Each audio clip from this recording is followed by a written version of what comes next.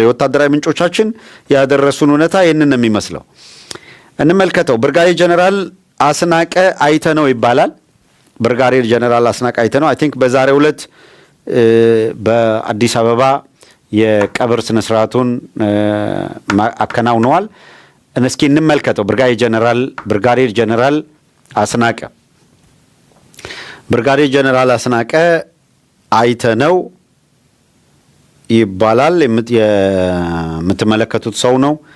ይሄ ብርጋዴር ጀነራል በፋኖ ኃይሎች ሲሸኝ አንድ ሬጅመንት ጦር ተበታትኖ ተደምስሶ ነው። በነገራችን ላይ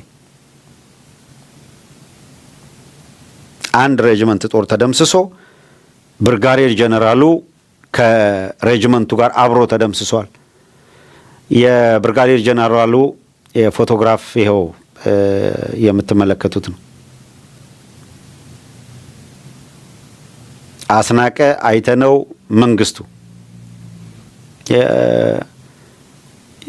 የመከላከያ መታወቂያውም ይኸው ሲው ማየት ትችላላችሁ።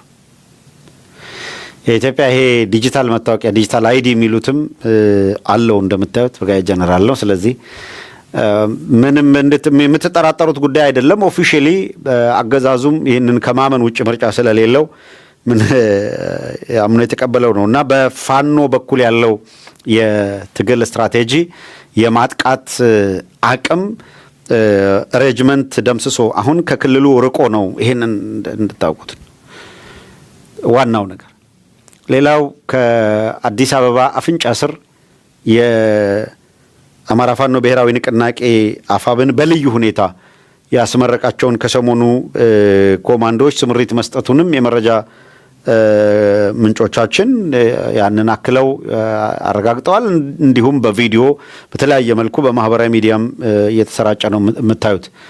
አሁን ባለው አክቹዋል ሁኔታ በትክክለኛው ሁኔታ አዲስ አበባ ዙሪያ ላይ አለን የሚሉትን ኃይል በማስፈር ወደ ምሽግ ቁፋሮ ተሸጋግረው እንደነበረ ተናግረናል።